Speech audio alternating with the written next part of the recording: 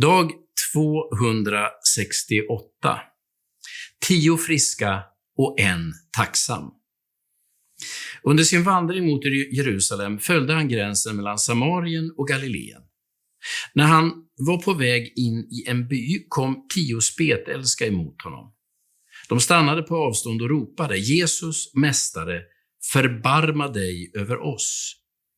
Då sa han till dem: gå och visa upp er för prästerna.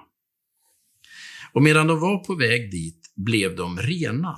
En av dem vände tillbaka när han såg att han hade blivit frisk. Med hög röst prisade han Gud och kastade sig till marken vid Jesu fötter och tackade honom. Han var samarier. Jesus frågade: blev inte alla 10 rena? Var är de 9 andra? Är det bara den här främlingen som har vänt tillbaka för att ge Gud äran? Och han sa till mannen: stig upp och gå. Din tro har hjälpt dig. Lukas kapitel 17, vers 11-19. Jesus botar 10 personer, men bara en kommer tillbaka för att säga tack. Till den enda som kommer tillbaka säger Jesus att hans tro har hjälpt honom.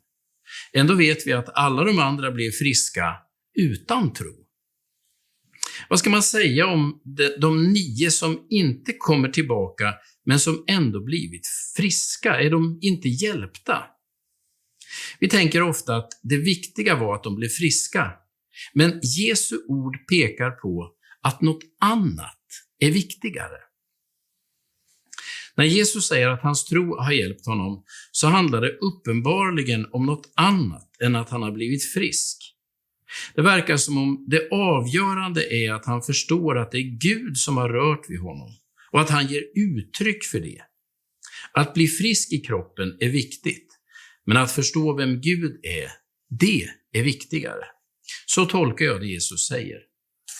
För många år sedan hörde jag någon säga att svenskarna har bytt religion från kristendomen till friskendomen. Det viktiga är att du är frisk, vältränad, smal och sund. Det viktiga är kroppen och hälsan. Vi säger inte längre när jag dör, utan om jag dör, som om döden vore valbar. Ingen av de 10 som blev botade lever idag. Alla är döda. Jesu mirakel var tidsbegränsat. Vi vet inte vad någon hette eller var de bodde. Sensationen kring deras tillfrisknande varade högst ett decennium eller 2. Samarien som kom tillbaka var mest tacksam för att Gud hade rört vid honom, inte för att han var frisk. Fokus låg inte på hans hälsa utan på Guds vidrörande. När Jesus säger att hans tro har hjälpt honom så handlar det inte om den fysiska hälsan överhuvudtaget, utan om insikten om att Gud rört vid honom. Och Guds vidrörande går alltid djupare än till kroppen. Det rör vid både ande, själ och kropp. De övriga 9 blev kvar i kroppen och hälsan, men den 10:e förstod att Gud rört vid hela hans varelse. Och det är om honom Jesus säger att hans tro har hjälpt honom. Gud välsigna dig idag.